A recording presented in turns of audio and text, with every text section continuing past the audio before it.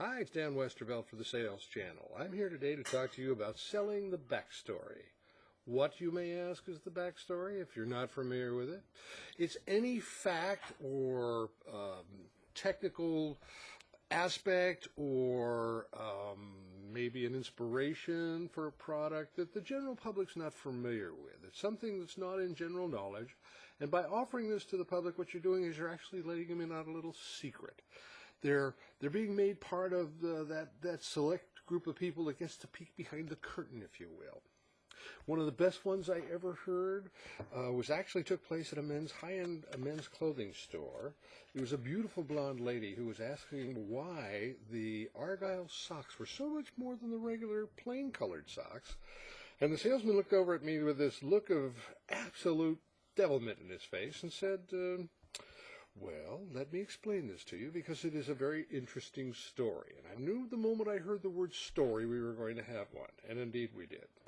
He began to tell this lady that the Argyle socks, as well as the sweaters, come from a very specific brand of goats that are raised on a small island off the coast of Scotland named Argyle. And the reason that these are actually so expensive is because the goats come in separate colors, different colorways, and in order that the proper assortment of colors be maintained, they have to be raised and kept in separate pens in order that they not breed wildly and mess up the color blend. So, that being the case, they're a great deal more expensive to raise and indeed care for than the ordinary types of sheep, and so that is the reason why the socks are more expensive. And in fact, on the other side of the island, there are larger pens, larger breed of goats that are used for the sweaters, but they have to follow the same procedures with the separate pens, etc. Well, I'm not sure that this lady believed it. I think she knew her leg was being pulled, but I also realized that as she was walking to the counter, she had her hands full of Argyle socks. I think she bought 8 pair that day. So, all things considered, I think what we have to look at is the fact that even though the story may be a little outrageous, it illustrates a wonderful point.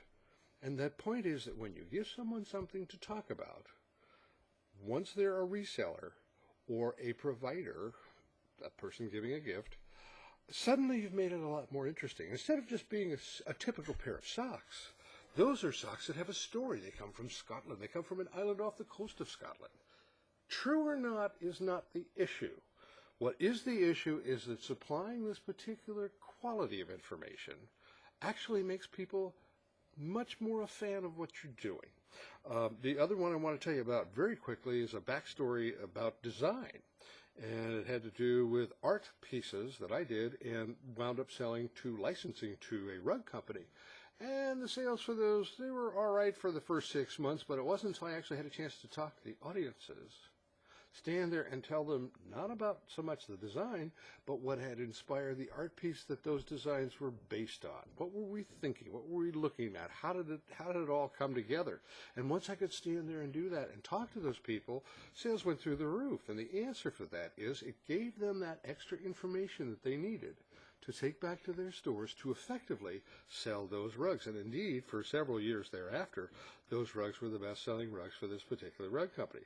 So I guess the point of the story is it isn't so much a matter of the truth of the story, the accuracy of the story.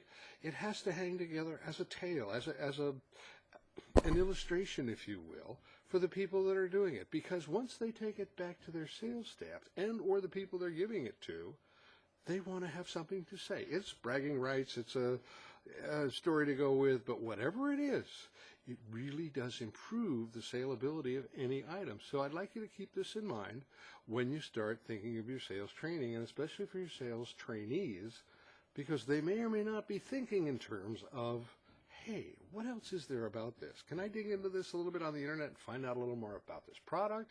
Can I find out a little more about this designer?